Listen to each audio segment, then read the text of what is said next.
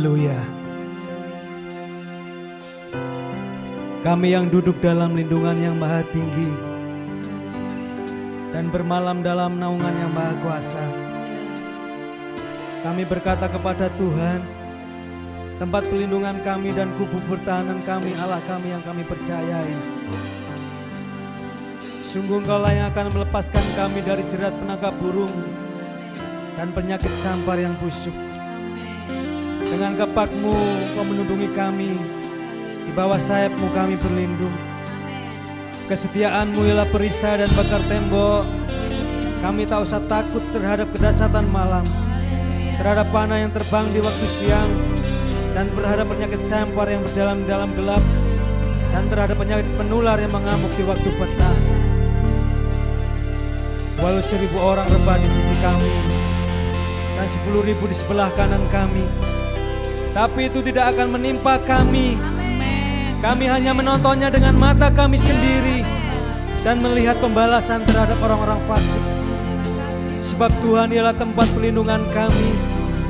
Yang Maha Tinggi telah kami buat tempat perteduhan kami. Malapetaka tidak akan menimpa kami, dan tulah tidak akan mendekat kepada kemah kami. Sebab malaikat-malaikat-Mu Kau kirimkan kepada kami untuk menatang kami di atas tangan mereka, supaya kaki kami jangan terantuk kepada batu. Bahkan singa dan ular tedung akan kami langkahi. Kami akan menginjak anak singa dan ular naga. Sungguh hati kami melekat kepadamu Tuhan, sebab Engkaulah tempat perlindungan kami, Allah yang kami percayai, Allah Israel. Yesus Kristus Tuhan namanya. Terima kasih Yesus. Sungguh besar kasih-Mu dalam hidup kami Tuhan. Terima kasih Yesus. Haleluya.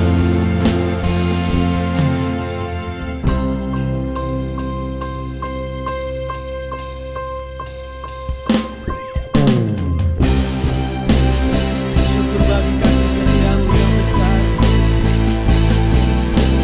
Engkau Allah Israel yang tidak pernah terlelap dan tidak pernah tertidur. Engkau menjagai kami dengan kasih setia-Mu Tuhan. Terima kasih.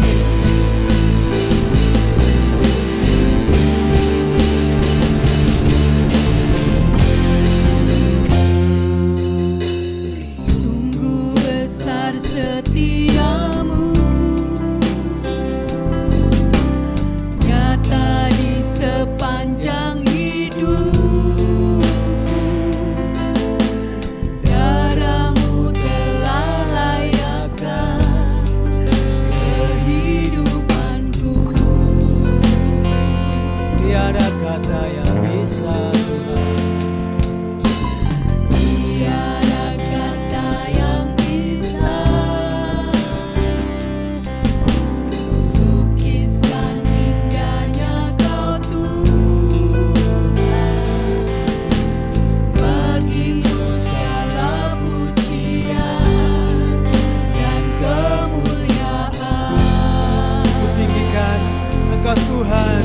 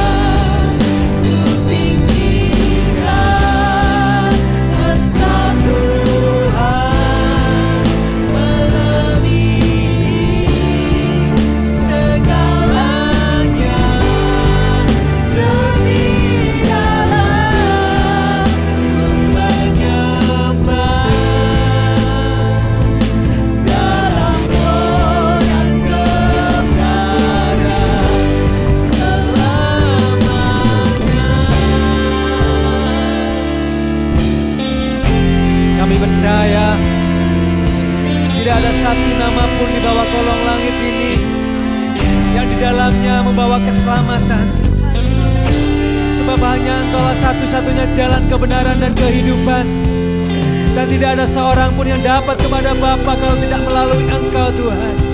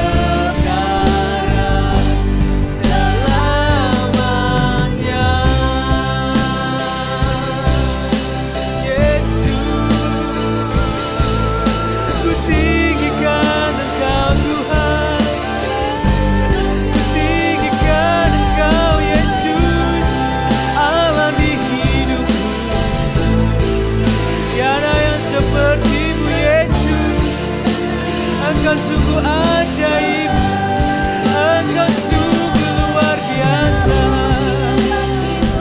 Engkau dahsyat dan perkasa, Engkau mulia, Engkau ajaib, Engkau perkasa, Engkau dahsyat. Ku sembah Kau Tuhan, ku sembah Kau Yesus.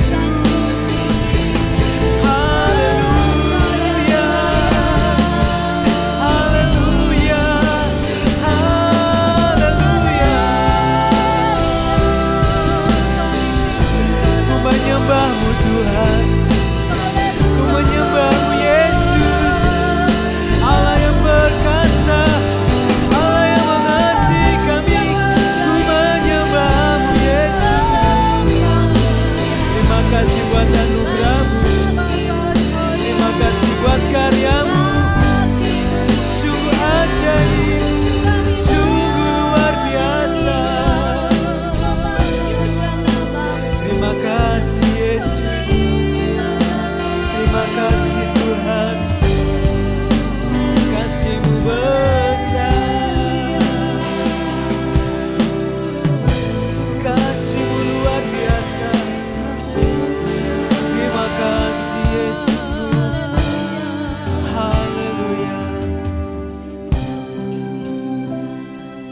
Kami menyadari tanpa Tuhan kami bukan siapa-siapa Tuhan. Ya Tuhan. Dan kami sangat menyadari kalau bukan karena kasih-Mu kami tidak berguna Tuhan. Hati kami bersuka cita karena Tuhan. sebab kasih setiamu besar dalam hidup kami. Engkau menganggap kami sebagai anak. Terima kasih Tuhan. Dan Engkau melayakkan kami untuk tinggal di dalam kerajaan-Mu. Terima kasih Tuhan. Itu adalah anugerah yang terbesar buat kami. Terima kasih Tuhan. Terima kasih Tuhan. Pagi ini kami mau bersuka cita di hadapan Engkau. Haleluya. Kami mau memuliakan Engkau Tuhan kami. Kami mau meninggikan Engkau Raja kami. Raja yang hidup untuk selama-lamanya. Terima kasih Tuhan. Dalam nama Tuhan Yesus, nama Yesus. kami bersyukur dan berdoa. Haleluya. Haleluya. Amin. Amin. Haleluya. Haleluya. Beri kemuliaan buat Allah kita yang dahsyat. Yesus Kristus Tuhan namanya. Sekali lagi beri kemuliaan buat Allah kita. Haleluya. Haleluya.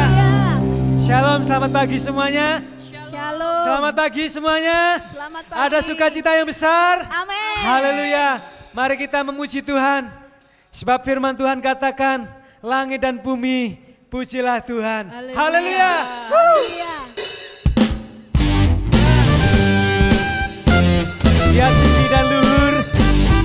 Dia layak terima segala hormat, kemuliaan dan kuasa.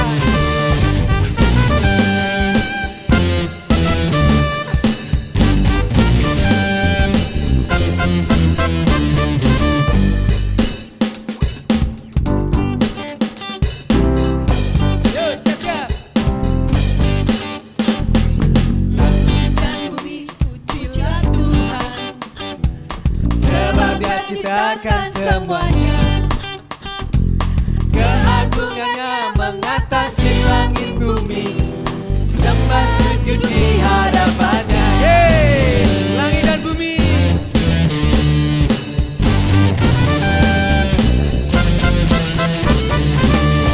Dan bumi pujilah Tuhan, sebab Dia ciptakan semuanya. Keagungannya mengatasi langit bumi. Sembah sujud di hadapannya. Puji, ku sembah, ku puji, ku sembah Yesus Kristus Sang Penebus. Ku puji, ku sembah, ku puji, ku sembah Yesus Tuhan dan Rajaku. Haleluya. Mari langit dan bumi pujilah Tuhan, sebab Dia hanya besar. Pujilah Tuhan, sebab Dia ciptakan semuanya. Keagungannya mengatasi langit bumi. Sembah sujud di hadapannya. Ku puji, ku sembah, ku puji, ku sembah Yesus Kristus Sang Penebusku. Ku puji, ku sembah, ku puji, ku sembah Yesus Tuhan dan Raja. Ku puji, ku sembah, ku puji, ku sembah Yesus Kristus Sang Penebus. Ku puji, ku sembah, ku puji, ku sembah Yesus Tuhan dan Rajaku. Haleluya. Dia ajaib, perbuatannya sungguh dahsyat.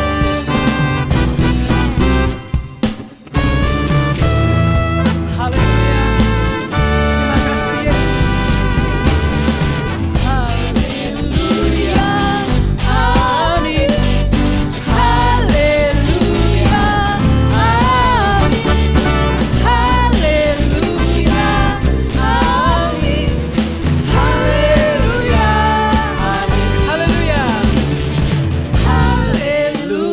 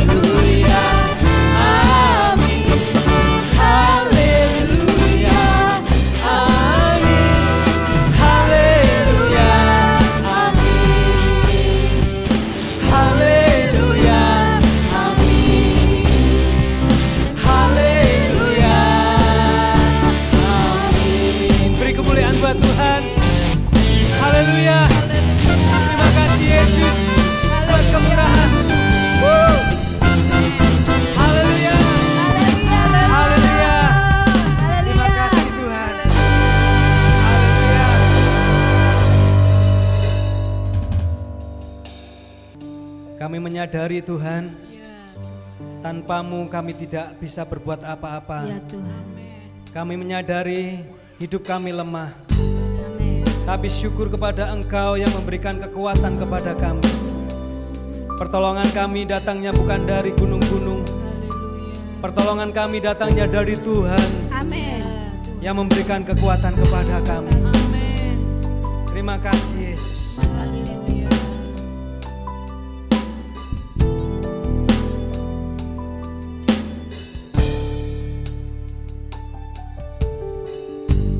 Ku menyembah dalam kudus hadirat-Mu, hampiri tata kasih karunia-Mu Bapa.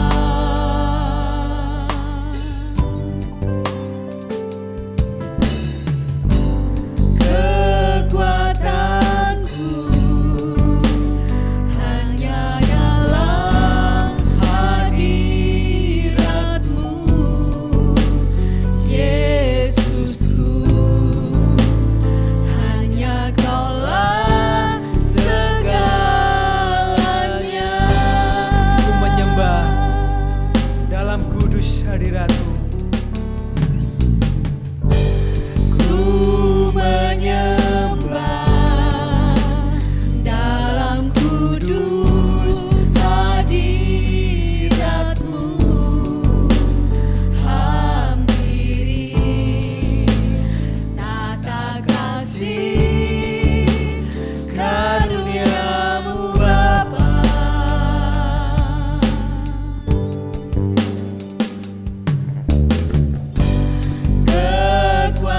Kekuatanku hanya dalam hadirat-Mu, Yesusku. Hanya Kaulah segalanya.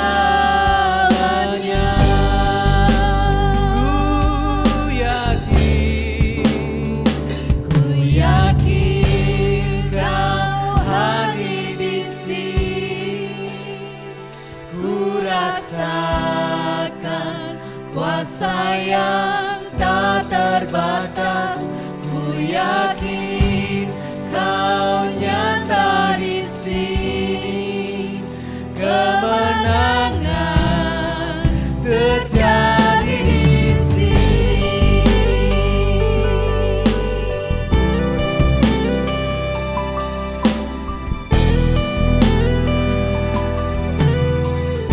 Ku menyembah-Mu Tuhan.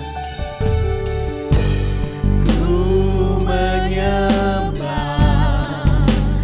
dalam kudus hadirat-Mu,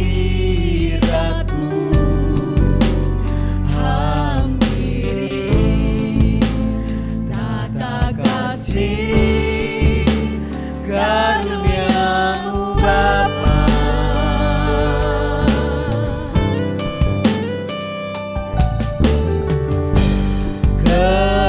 Kekuatanku hanya dalam hadirat-Mu, Yesusku. Hanya Kaulah segalanya.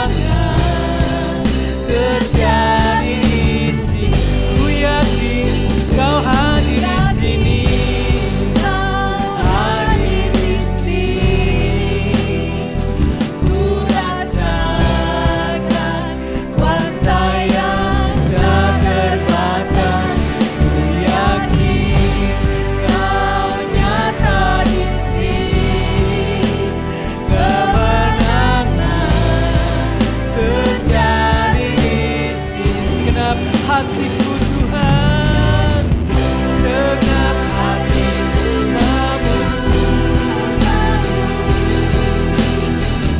Sungguh besar Kau Yesusku, segenap hatiku menyembahmu. Kau besar, Kau besar, Kau besar, Kau besar.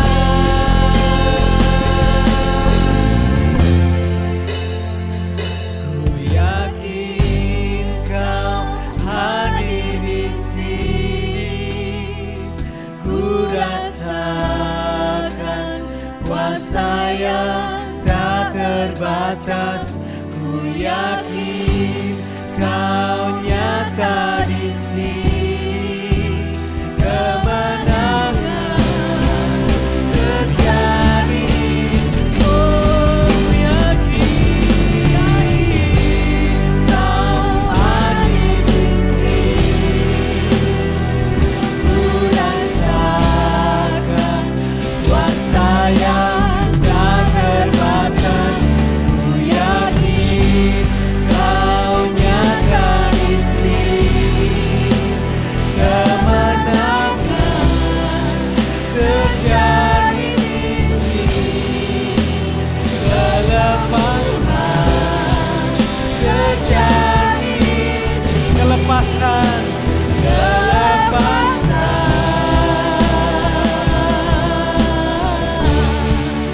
terjadi di sini.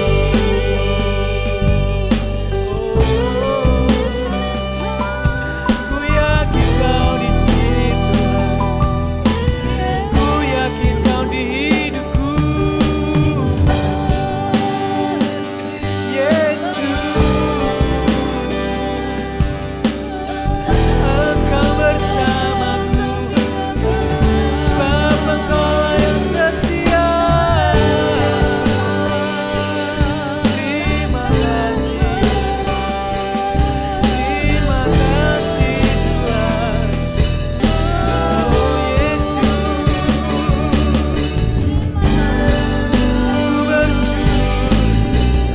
ku bersyukur, Tuhan. Terima kasih, Engkau lebih besar dari apapun juga. Engkau lebih besar di hidupku Tuhan. Ku yakin, percaya Kau ada di hidupku. Kuasa-Mu dahsyat, kuasa-Mu ajaib. Terima kasih Yesus. Terima kasih, syukur. Haleluya, Yesus.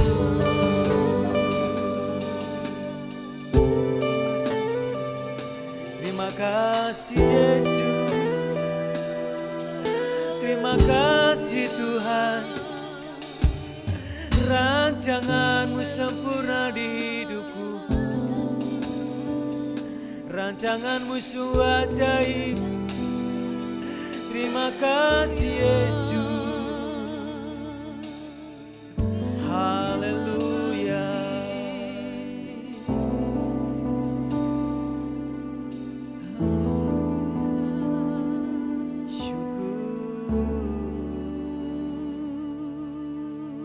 Shalom, selamat berjumpa kembali Bapak Ibu Saudara yang dikasihi oleh Tuhan Yesus Kristus. Hari ini saya senang sekali dapat menyampaikan firman Tuhan. Kita akan melanjutkan series pembelajaran kita dari kitab Yunus. Hari ini firman Tuhan diambil dari Yunus pasal yang ketiga dan saya beri judul Tuhan atas kesempatan kedua. Berapa banyak dari antara Bapak Ibu Saudara pernah mendengar frase ini? Sekali seumur hidup. Atau istilah kesempatan emas, now or never, sekarang atau tidak sama sekali. Yang artinya bahwa tidak ada kesempatan kedua.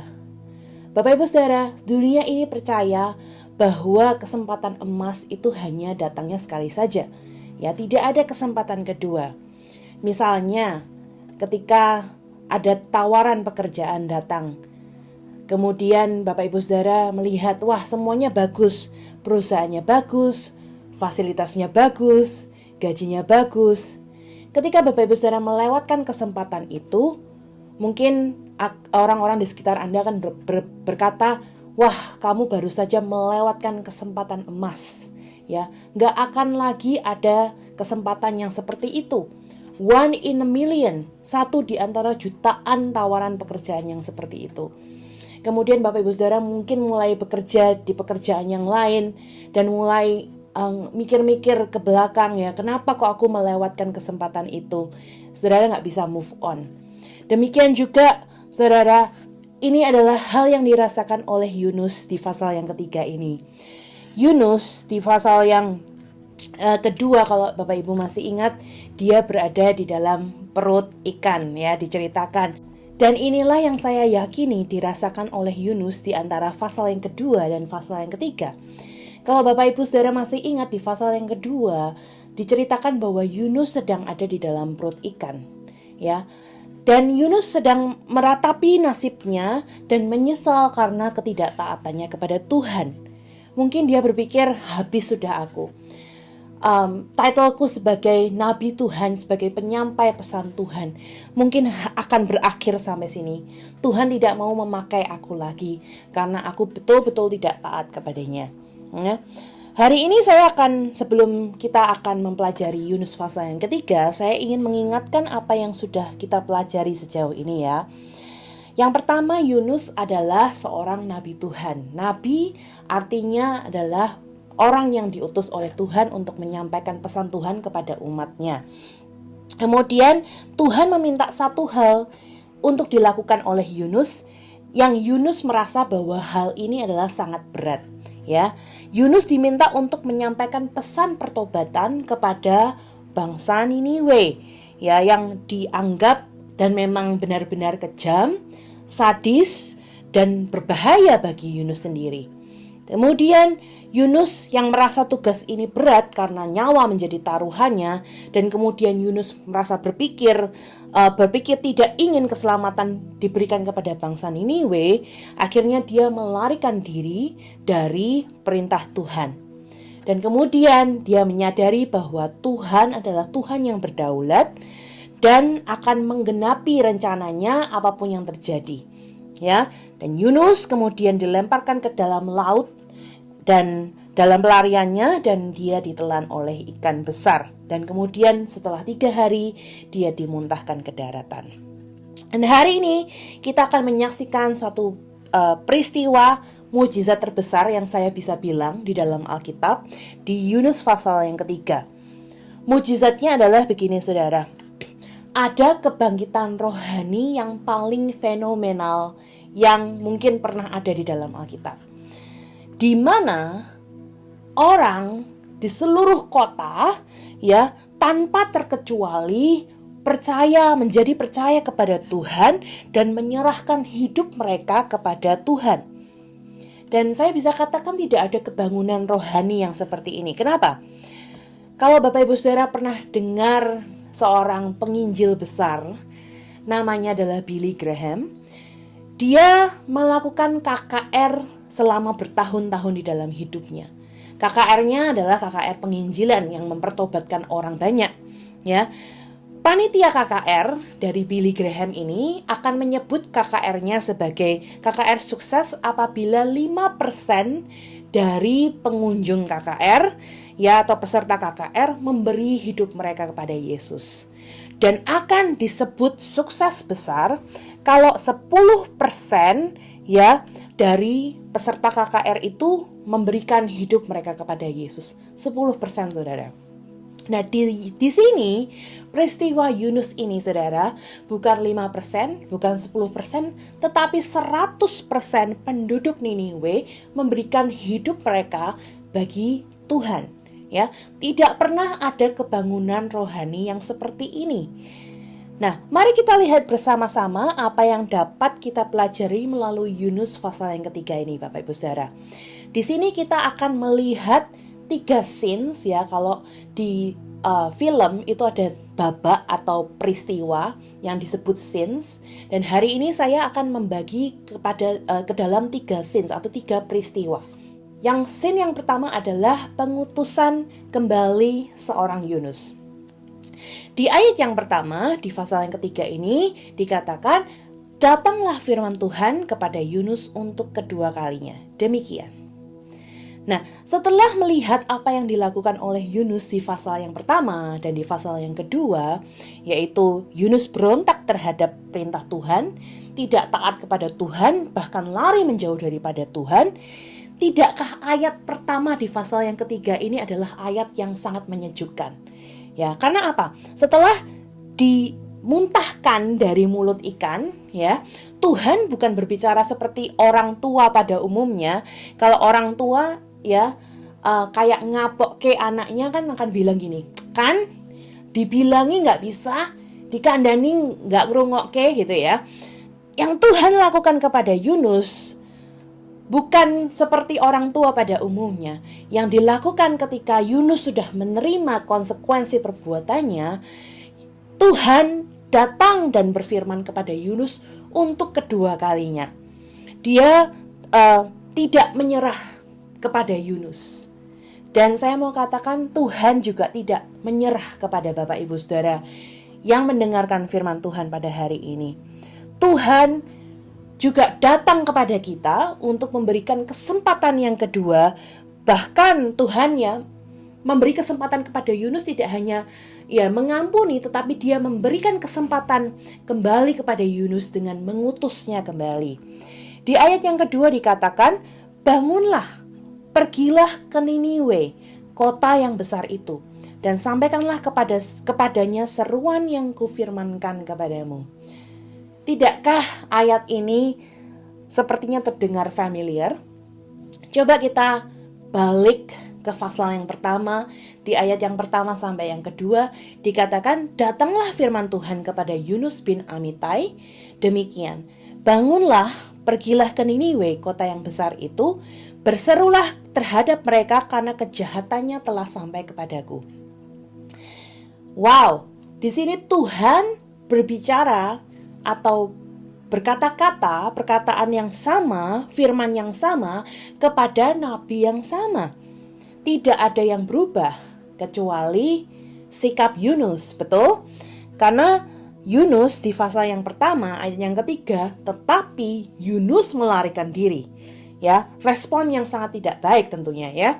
Sekarang apa yang dilakukan Yunus kepada perintah yang kedua? Perintah yang kedua, respons Yunus ada di ayat yang ketiga, dikatakan bersiaplah Yunus, lalu pergi ke Niniwe sesuai dengan firman Allah. Ya, saudara, ingat Yunus ini adalah seperti kita semua, karena kita semua adalah orang-orang yang hidup di dalam kesempatan yang kedua. Ya, kesempatan pertama kita adalah judgment atau pengadilan atau penghukuman Allah. Tetapi kesempatan yang kedua adalah anugerah ketika kita diberikan keselamatan, ketika diberikan hidup kekal, ya. Tidak ada seorang pun di sini ya yang sedang mendengarkan khotbah ini di dalam hidup saudara, saudara tidak pernah namanya menentang atau berargumentasi atau tidak taat kepada Tuhan. Semua kita pernah mengatakan tidak kepada Tuhan karena kita dilahirkan di dalam kutuk dosa. Ya. Dan tahukah saudara fakta bahwa Bapak Ibu Saudara mendengarkan firman Tuhan ini, dan ketika Tuhan berbicara melalui firman Tuhan ini adalah karena Tuhan sedang memberikan kesempatan kedua kepada kita. Ya, semua orang yang mendengarkan firman Tuhan hari ini ya adalah orang-orang yang menerima kesempatan kedua, bahkan ketiga atau keempat atau kelima atau kesekian puluh kalinya. Ya, fakta lainnya adalah setiap hari ketika kita membuka mata kita, ketika kita masih menghembuskan dan bernafas, ya, nafas oksigen dan karbon dioksida dari tubuh kita, dan kita menemukan jantung kita masih berdetak, kita masih bernafas, kita masih hidup, Tuhan sedang berkata, I am giving you another chance. Aku sedang memberikan kamu kesempatan lagi. Dan Tuhan pernah berfirman kepada Yunus mengenai Niniwe. Dan hasilnya adalah ketidaktaatan Yunus. Dan kali ini Tuhan mengulangi hal yang sama kepada Yunus. Bangunlah, pergilah ke Niniwe, kota yang besar itu, dan sampaikanlah kepadanya seruan yang kufirmankan kepadamu. Apa kata pertama di sini, saudara? Bangun dan pergilah. Di dalam terjemahan bahasa Inggris cuma satu, saudara, go, ya. Atau ada beberapa translation yang berkata arise and go. Dan yang memang benar-benar translation dari bahasa Ibrani-nya adalah bangunlah dan pergilah. Dua kata itu, saudara. Kum yalak. Yang dua kata ini bukan hanya berarti pergi, ya, tetapi pergilah sekarang. Go immediately. Ya, saat ini juga. Jangan ditunda-tunda. Ketika Tuhan memberikan kesempatan kepada kita, ya saat ini, saudara, respons kita harusnya adalah kum yalak atau pergi sekarang, ya. Karena delayed obedience is still disobedience, atau ketaatan yang ditunda adalah merupakan ketidaktaatan, ya. Ketika Tuhan sedang memerintahkan saudara untuk melakukan sesuatu, Dia juga memerintahkan saudara kapan saudara harus pergi. Nah, sekarang saat ini firman Tuhan sedang diberitakan.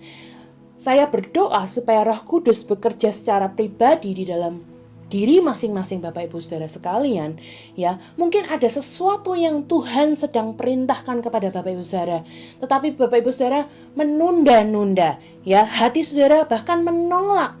Mungkin hari ini, ya, atau hari-hari ini, berapa banyak di antara Bapak Ibu Saudara sedang diperintahkan untuk pergi, menjangkau seseorang untuk menerima Tuhan Yesus Kristus sebagai Juru Selamat. Atau hari-hari ini saudara diperintahkan untuk meminta maaf kepada, ya, orang yang saudara berbuat salah, ya. Karena minta maaf itu tidak gampang, saya akui, ya. Mungkin hari-hari ini saudara ditantang, diperintah oleh Tuhan untuk memberikan sesuatu kepada orang lain yang Bapak Ibu Saudara yang sulit untuk lepaskan, ya. Mungkin saudara diperintahkan oleh Tuhan untuk bertobat dari dosa atau addiction hari-hari ini. Mungkin Tuhan memerintahkan saudara untuk memberi diri untuk dibaptis.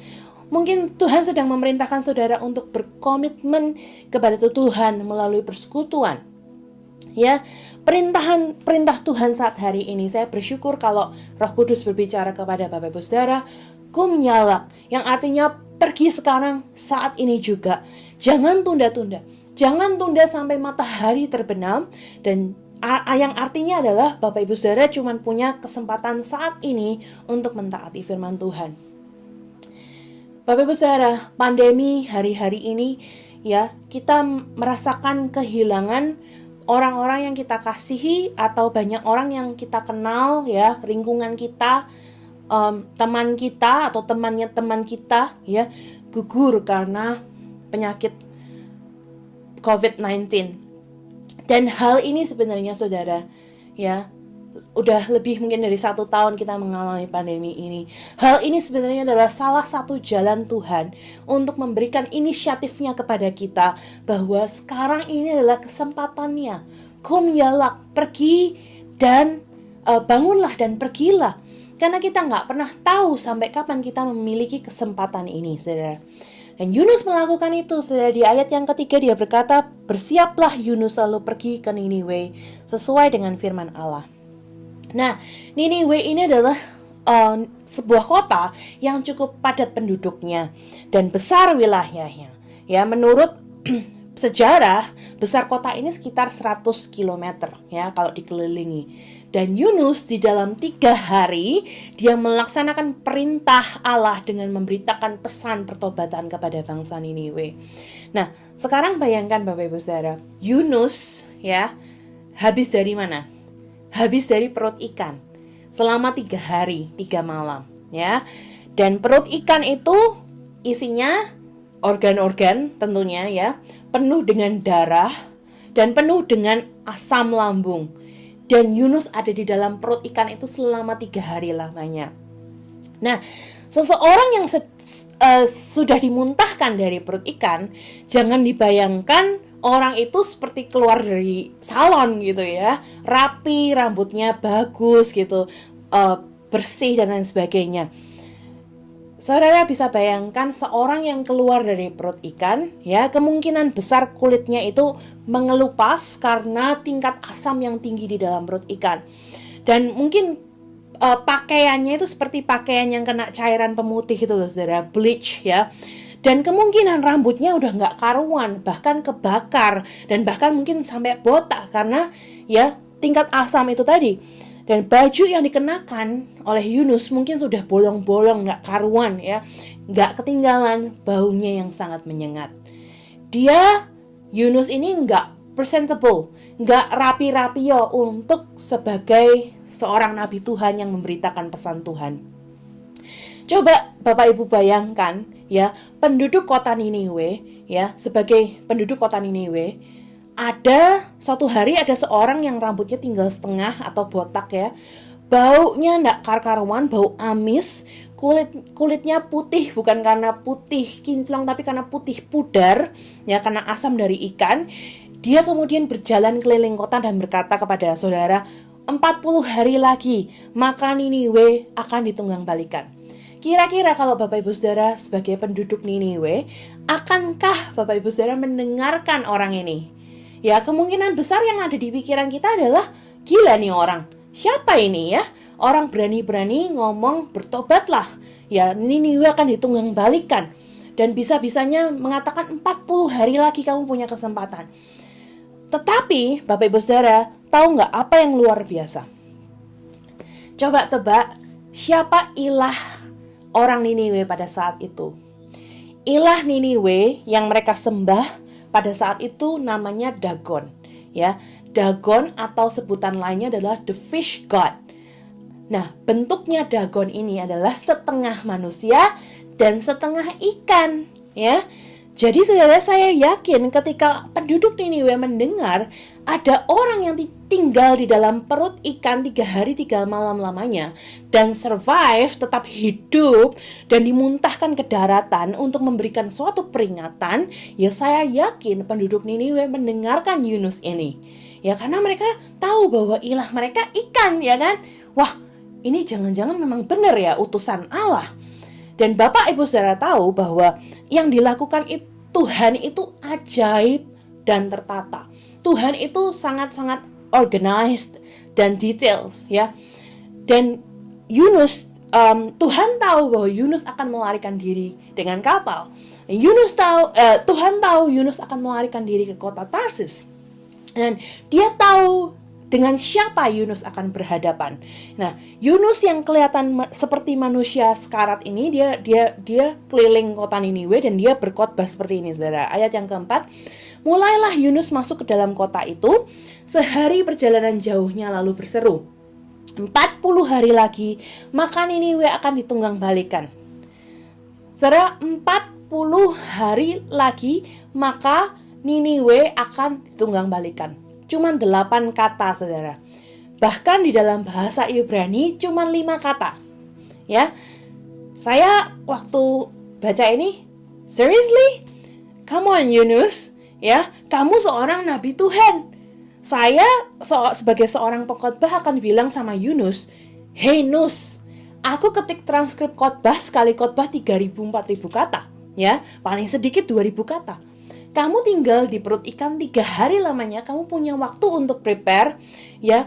Dan bahkan kamu mungkin nabi Tuhan yang terbiasa untuk menyampaikan pesan Tuhan juga, ya. Paling enggak kamu mikir khotbah yang lebih bagus, kayak sedikit lebih bagus daripada 8 kata, ya. Tetapi yang Yunus lakukan, dia tidak hanya simply taat, dia hanya simply taat kepada Tuhan yang memberikan pesan itu kepada dia. Tidak dilebih-lebihkan dan tidak dikurangi. Nah, Tuhan mempersiapkan ini buat Yunus, dan yang luar biasa, Tuhan juga mempersiapkan hati bangsa Niniwe, ya. Ini bukan hasil persuasif atau bujukan dari Yunus, tetapi yang sedang ditunjukkan di sini adalah kuasa Tuhan, ya, kuasa Allah kita. Ya, pesannya singkat, 8 kata, 5 kata dalam bahasa Ibrani, langsung dan menusuk gitu ya. Dalam 40 hari maka Niniwe akan ditunggang balikan. Dan di sini ditunggangbalikan adalah kata yang sama yang dipakai di Kejadian 19 untuk mendeskripsikan keadaan Sodom dan Gomora. Bukan kebetulan, saudara. Kenapa? Karena dalam bahasa Ibrani, ya, aslinya adalah habhak, ya, punya dua makna. Yang pertama, kamu ditunggangbalikan kemudian dihancurkan, atau arti yang kedua adalah ditunggangbalikan kemudian dipulihkan, ya. Jadi firman Tuhan apa pesannya pada scene kali ini, pada peristiwa kali ini? Dalam 40 hari kita akan ditunggangbalikan, kemudian dihancurkan, atau kita ditunggangbalikan kemudian dipulihkan. Mana yang kita pilih? Ya, jadi ada pilihan, saudara, untuk bangsa Niniwe. Nah, dan ketahuilah, ya, ada masa anugerah ketika Tuhan meminta kita untuk memilih. Ada masa anugerah atau grace period, ya. Tuhan mengutus Yunus untuk memberitakan firman Tuhan ini dan memberi 40 hari untuk bangsa Niniwe bertobat. Ya, mungkin saat ini kita memiliki bukan 40 hari. Mungkin kita cuma punya waktu 30 hari atau berapa hari, ya, kita tidak pernah tahu. Tapi ketahui ya, saudara, masa-masa kita saat hidup sekarang ini adalah grace periodnya Tuhan atau masa anugerahnya Tuhan. Ya, ketika Tuhan memanggil saudara kembali kepadanya saat ini, kita bisa merespon kum yalak. Nah, saudara, kita mau melanjutkan scene yang kedua atau peristiwa yang kedua. Scene yang kedua adalah pertobatan Niniwe. Ya, di ayat yang kelima bagian yang pertama dikatakan orang Niniwe percaya kepada Allah. Kepada siapa mereka percaya? Kepada Allah, bukan kepada Yunus, bukan kepada perkataan Yunus, ya, tetapi kepada Allah. Ya, kita sudah bahas bahwa Allah bisa menggunakan hanya 5 kata khotbah di dalam khotbah Yunus untuk mempertobatkan bangsa Niniwe. Tetapi ada sesuatu yang sebenarnya Allah sudah kerjakan pada Niniwe jauh sebelum peristiwa Yunus ini, ya, saudara. Alkitab memberikan clue yang jelas bahwa Yunus hidup di masa pemerintahan Raja Yerobeam yang kedua atau sekitar tahun 786 sampai 746 BC. Ya, 2 Raja-Raja 14 ayat 25 adalah buktinya. Dikatakan ia mengembalikan daerah Israel dari jalan masuk ke Hamat sampai ke Laut Araba sesuai dengan firman Tuhan Allah Israel yang telah diucapkannya dengan perantaraan hambanya Nabi Yunus bin Amitai dari Gad Hefer. So, Bapak Ibu Saudara, sejarah mencatat bahwa gerhana matahari baru saja terjadi di kota Niniwe, ya, jauh sebelum Yunus masuk ke kota ini. Nah, gerhana matahari ini dipercaya sebagai pertanda bahwa sesuatu yang buruk akan terjadi, ya, yang mengerikan. Ini menurut sejarah, ya, saudara. Dan Yunus juga nggak tahu bahwa setelah dia datang ke Niniwe dalam waktu kurun 5 tahun, ya, ada wabah mematikan datang ke kota ini dan membunuh ribuan orang. Well, kalau memang benar perkataan sejarah ini benar, ya, saudara, kita bisa melihat Allah bekerja di balik layar untuk mencelikkan mata bangsa Niniwe untuk menerima kabar keselamatan.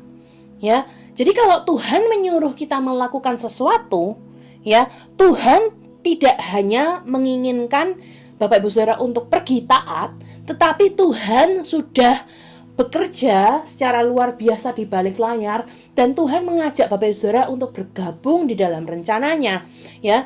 Dan semua hasil dari pertobatan bangsa Niniwe adalah bukan karena perkataan Yunus, bukan siapa Yunus ini, bukan karena dia dimuntahkan perut ikan dan lain sebagainya, bukan skill Yunus dalam berkhotbah, tetapi adalah kuasa Tuhan yang bekerja terhadap bangsa Niniwe. Bukti pertobatan mereka ada di ayat yang ke-5 sampai ayat yang ke-9. Dikatakan orang Niniwe percaya kepada Allah, lalu mereka mengumumkan puasa dan mereka, baik orang dewasa maupun anak-anak, mengenakan kain kabung. Setelah sampai kabar itu kepada raja kota Niniwe, turunlah ia dari singgasananya, ditanggalkannya jubahnya, diselubungkannya kain kabung, lalu duduklah ia di abu. Lalu atas perintah raja dan para pembesarnya, orang memaklumkan dan mengatakan Niniwe demikian. Manusia dan ternak, lembu, sapi, dan kambing domba tidak boleh makan apa-apa, tidak boleh makan rumput, dan tidak boleh minum air. Haruslah semuanya manusia dan ternak berselubung kain kabung dan berseru dengan keras kepada Allah, serta haruslah masing-masing berbalik dari tingkah lakunya yang jahat dan dari kekerasan yang dilakukannya. Siapa tahu mungkin Allah akan berbalik dan menyesal serta berpaling dari murkanya yang menyala-nyala itu, sehingga kita tidak binasa.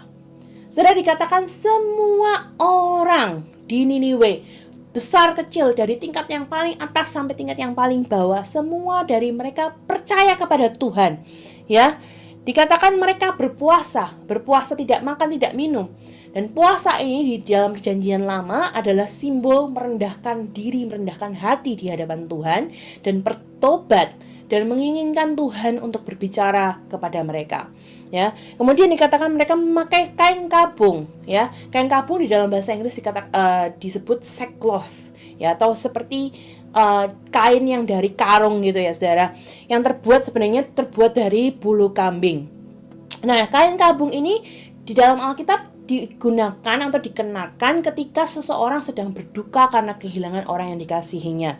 Salah satu contohnya adalah Yakub ketika mengira anak kesayangannya Yusuf dibunuh, ya. Dia mengenakan kain kabung. Dan kain kabung juga dikenakan ketika orang ingin mengekspresikan kepada masyarakat atau kepada umum bahwa seseorang menyesal karena perbuatan yang dilakukannya. Kemudian dikatakan mereka duduk di abu. Duduk di abu ini sebenarnya terjemahan yang sebenarnya adalah they poured dirt and ashes on their head. Jadi mereka menaburkan abu atau debu kepada kepala mereka. Dan abu ini adalah satu paket dengan ketika mereka mengenakan kain kabung, ya, sebagai tanda bukti pertobatan. Salah satu contoh di Alkitab yang mengenakan kain kabung dan abu adalah Mordekai di Ester 4 ayat 1. Dia memakai kain dan abu, berjalan keliling-keliling kota dan melolong-lolong nyaring dan pedih karena raja memberikan otoritas kepada Haman untuk membinasakan kaum Yahudi. Pada saat itu dia merasa desperate dan sedih dan perih, ya. Kemudian dia mengenakan kain kabung. Dan di sini bangsa Niniwe ketika mereka menggunakan kain kabung dan abu, mereka menggunakannya karena mereka menyesal, ya, dan merendahkan hati di hadapan Allah. Dan gak cuman mereka yang menggunakan kain kabung, saudara.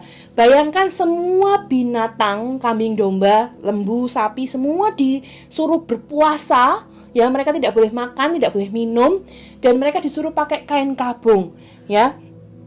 Dan di sini, saudara, mereka benar-benar menyesali perbuatan mereka, kekerasan mereka, ya, kesadisan mereka, dan mereka bertobat di hadapan Tuhan. Saudara, pertobatan adalah prasyarat untuk sebuah kebangunan, ya. Pertanyaannya, apakah Bapak Ibu Saudara di sini pengen mengalami kuasa Tuhan di dalam hidup saudara? Apakah saudara ingin merasakan pembaharuan rohani saat-saat ini dan kesegaran roh di dalam hidup Anda? Mungkin ada satu kunci yang perlu dilakukan oleh Bapak Ibu Saudara yang saat ini belum dilakukan, yaitu bertobat. Di dalam Kisah Para Rasul 3 ayat 19 dikatakan, karena itu sadarlah dan bertobatlah supaya dosamu dihapuskan. 2 Korintus 7 ayat 10 mengatakan, sebab duka cita menurut kehendak Allah menghasilkan pertobatan yang membawa keselamatan dan yang tidak akan disesalkan, tetapi duka cita yang dari dunia ini menghasilkan kematian. Nah, seperti apa pertobatan itu? Pertobatan itu ada 4 tahap, ya saudara. Yang pertama, conviction atau kesadaran, ya. Kita disadarkan apa yang kita lakukan ini sudah salah dan menyakiti hati Tuhan. Kemudian kita mulai menyesal, penyesalan, ya. Penyesalan artinya aku menyesal dan aku tidak ingin jatuh lagi. Bukan menyesal karena dosanya ketahuan. Di sini ada orang-orang yang menyesal karena ketahuan, misalnya ketahuan nyuri atau ketahuan berbuat salah, sehingga ya aduh nyesel gitu ya. Hari-hari ini kan banyak ya orang ngomong sembarangan di sosial media, kemudian ditangkap sama polisi dan mereka ngomong menyesal, ya. Menyesal bukan karena mereka sedang benar-benar menyesal, tapi karena ya udah ketahuan, udah ketangkap, mau gimana lagi gitu ya. Tetapi menyesal di sini yang benar-benar karena aku sudah menyakiti hati Tuhan, bahkan menyakiti orang-orang di sekitarku, dan aku menyesal. Dan ketika menyesal ini ada kehancuran hati, saudara. Ada benar-benar perasaan yang mendalam yang membuat kita ini broken heart, yang aku sudah salah kepada Tuhan dan kepada orang-orang di sekitarku. Kemudian tahap yang selanjutnya adalah mengaku atau pengakuan.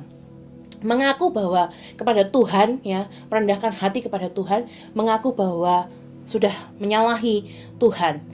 Dan gak cukup cuma itu, saudara. Tahap yang terakhir dari pertobatan adalah perubahan.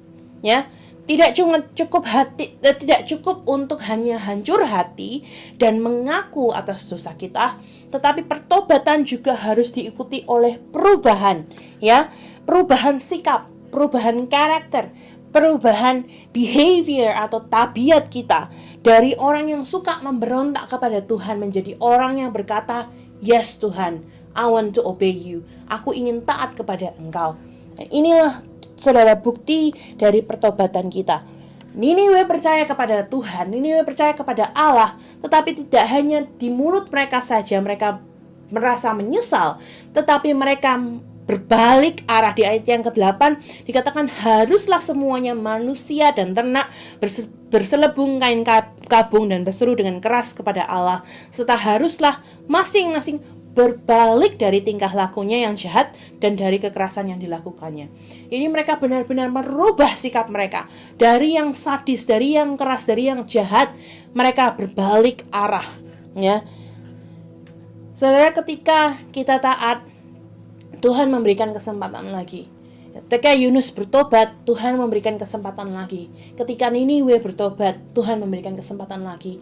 Dan saya berdoa hari-hari ini akan ada pertobatan yang luar biasa dari antara kita, dan Tuhan akan memberikan kesempatan lagi kepada kita. Ya, scene yang ketiga atau peristiwa yang ketiga adalah belas kasihan Tuhan. Di ayat yang 10 dikatakan, ketika Allah melihat perbuatan mereka itu, yakni bagaimana mereka berbalik dari tingkah lakunya yang jahat, maka menyesallah Allah karena malapetaka yang telah dirancangannya terhadap mereka, dan ia pun tidak jadi melakukannya. Beberapa dari kita mungkin bingung dengan ayat ini, ya. Masa Tuhan menyesal gitu, ya? Tuhan kok bisa menyesal terus kemudian berubah pikiran, berubah rencana, ya? Saudara, gini maksudnya. Ketika manusia lahir, ya, manusia lahir dengan kutukan dosa. Ya, kita semua lahir dengan sinful nature atau sifat alami kita adalah sifat dosa. Tetapi pertobatan dan pengampunan akan selalu disediakan Tuhan bagi kita. Dan inilah intinya, saudara. Ketika dikatakan Allah menyesal adalah ketika manusia bertobat, Tuhan berbelas kasihan dan menghapuskan penghakiman atau penghukuman dosa dari kita. Dan Tuhan bebas untuk mengubah penghakimannya dan penghukumannya yang diberikan, yang pantas diberikan kepada kita ketika kita bertobat. Meskipun Dia sudah mengetahui jauh sebelumnya apa yang kita akan perbuat, ya. Pilihan apa yang akan kita pilih, gitu ya. Dia tahu apa yang akan kita percayai. Kita mau percaya diri sendiri atau percaya kepada Tuhan sebelum kita melakukannya, ya. Dan Dia tetap memberikan hidupnya atau dirinya, merendahkan dirinya untuk menanggapi respons percaya kita. Dan dengan demikian tindakan kita itu penting, ya Bapak Ibu Saudara. Bapa di surga, Bapa kita, ya, akan selalu mengampuni orang-orang yang berpaling kepadanya, yang berbalik arah kepadanya. Dan Tuhan menanggapi pertobatan kita itu dengan belas kasihan dan kasih karunia. Dan Tuhan ingin mereka bertobat, Tuhan ingin kita bertobat, dan supaya Dia bisa mengampuni mereka. Kehendak Tuhan adalah selalu menyelamatkan manusia dari kehancuran. Karena Tuhan adalah Tuhan yang kasih, Tuhan adalah Tuhan yang berbelas kasihan. Tuhan pengampun, tapi Tuhan juga adalah Tuhan yang kudus. Tuhan adalah Tuhan yang adil, maka Dia tidak bisa membiarkan dosa menguasai dunia ini. Kita semua dikutuk di hadapan Tuhan karena dosa kita, karena pemberontakan kita, karena kejahatan kita. Tetapi Tuhan bersedia dan selalu bersedia memberikan kesempatannya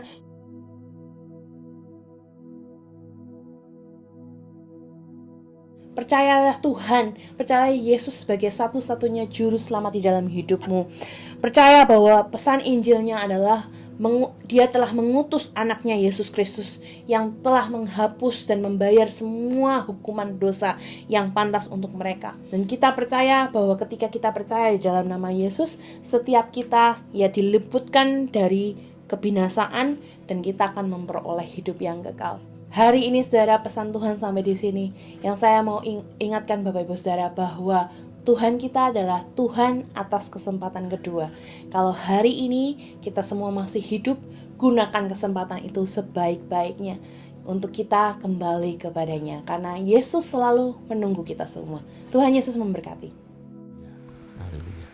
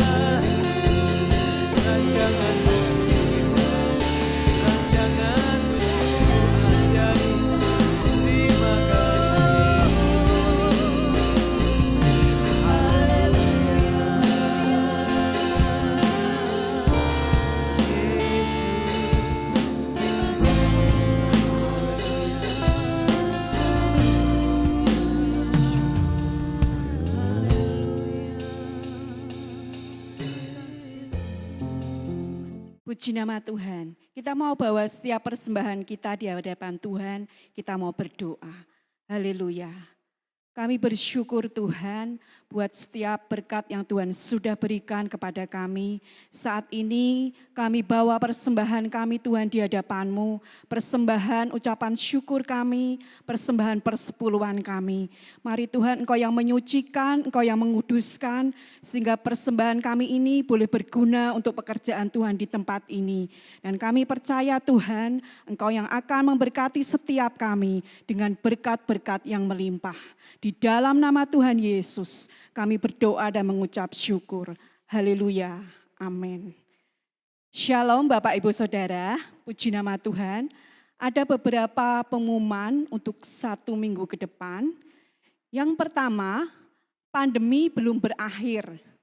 Oleh sebab itu, kita harus tetap mematuhi protokol kesehatan dengan melakukan gerakan 5M. Yang pertama memakai masker, yang kedua mencuci tangan, yang ketiga menjaga jarak, yang keempat menjauhi kerumunan, yang kelima membatasi mobilitas dan interaksi. Dan yang paling penting, hidup berlindung melekat kepada Tuhan, tambah semangat ibadah. Yang kedua, kirim foto-foto setelah setiap ibadah, baik ibadah minggu, ibadah doa Kamis, dan komsel. Yang hanya ibadah minggu, tambahi ikut Kamis dan komsel. Yang ketiga, nanti sore jam 5 sore ada ministry class melalui Zoom. Yang keempat, doa multiplikasi hari Kamis jam 19 di rumah masing-masing. Masih belum bisa live streaming. WL Bapak Daniel, Firman Tuhan Bapak Dibio. Semua jemaat diundang untuk bersama-sama berdoa mendekat kepada Tuhan. Kita harus waspada di tengah pandemi ini, berjaga dan berdoa. Yang kelima, Jumat Komsel, S3-nya Kristus. Yang keenam, kartu peralenan dan kartu diakonia mohon dapat diserahkan kembali setiap awal bulan. Demikian pesan dari Bapak Agus Departemen 4 dan Ibu Jimmy Departemen 2 untuk tertib administrasi. Yang ketujuh, persembahan khusus masih untuk recording.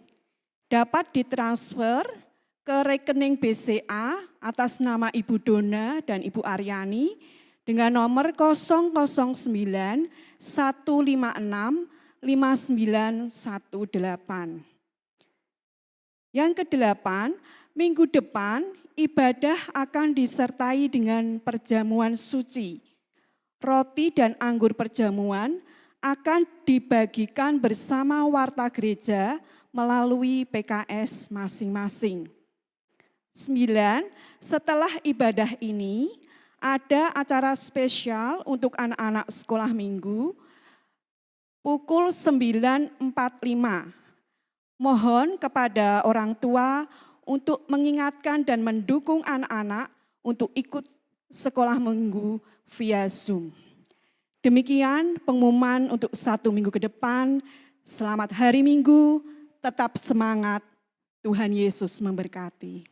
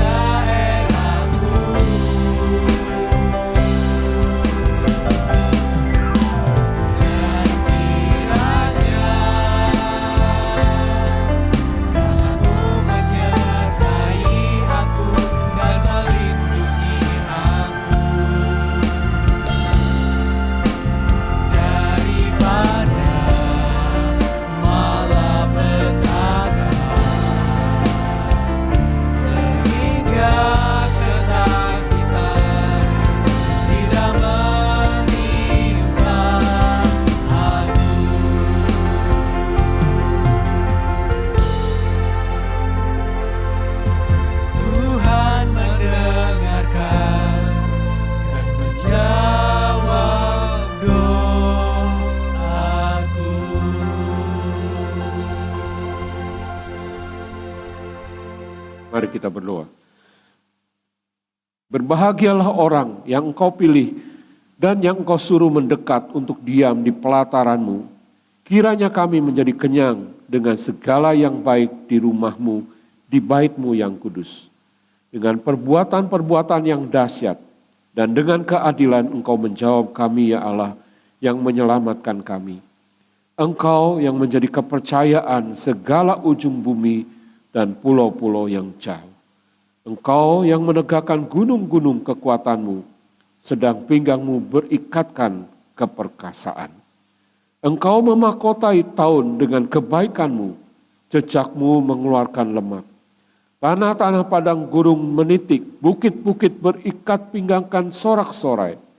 Padang-padang rumput bagaikan kawanan kambing domba, lembah-lembah berselimutkan gandum, semuanya bersorak-sorai dan bernyanyi-nyanyi.